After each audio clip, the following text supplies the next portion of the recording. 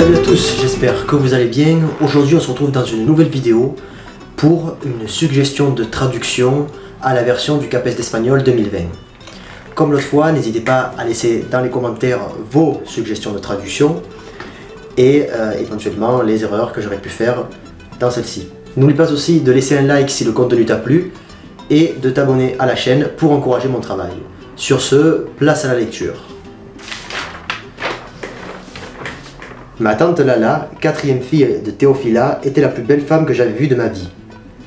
Bien plus grande que moi, car elle devait s'approcher du mètre 80, elle avait des yeux marrons immenses, bridés aux extrémités, et elle avait hérité de la bouche des Alcantara, mais son nez était parfait, comme celui de sa mère, et sa tête d'un parfait ovale, encadrée par deux pommettes qui ressortaient à peine, juste ce qu'il fallait, et non comme les miennes, qui me donnent parfois un air squelettique, sous une peau impeccable comme celle de Pasita couleur caramel.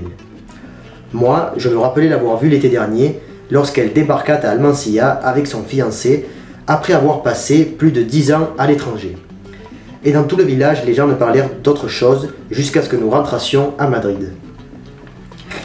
Apparemment, son arrivée fut spectaculaire à bord d'une voiture sportive flambant neuve, rouge flambant neuve, qui la déposa pile ou exactement devant la porte de sa mère, une circonstance qui n'aurait rien de spécial si cette énorme maison de pierre dont mon grand-père avait ordonné la construction n'avait pas été dans une rue par laquelle, jusqu'à maintenant, d'après ce que disaient les plus vieux, jamais aucun véhicule à roues n'avait circulé.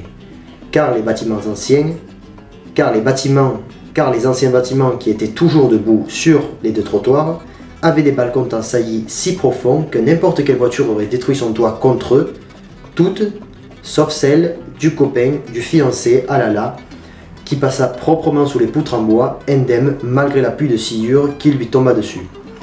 Ceux qui l'avaient déjà vue avant racontèrent qu'il était impossible de la reconnaître tant elle avait changé depuis que, à 17 ans, elle avait été élue Miss Plasencia et qu'elle était partie de chez elle, et certains affirmèrent qu'elle était pire, plus artificielle, plus vieille, mais moi je la cherchais le soir sur la place et je trouvais la même beauté que nous avions découvert un soir par pur hasard à la télévision lorsqu'elle commença à travailler comme hôtesse dans ce concours que tout le monde regardait.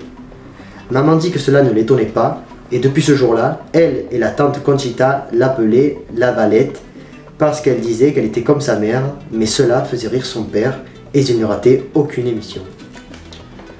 Voilà, c'est tout pour cette vidéo. Moi, je vous dis à la prochaine.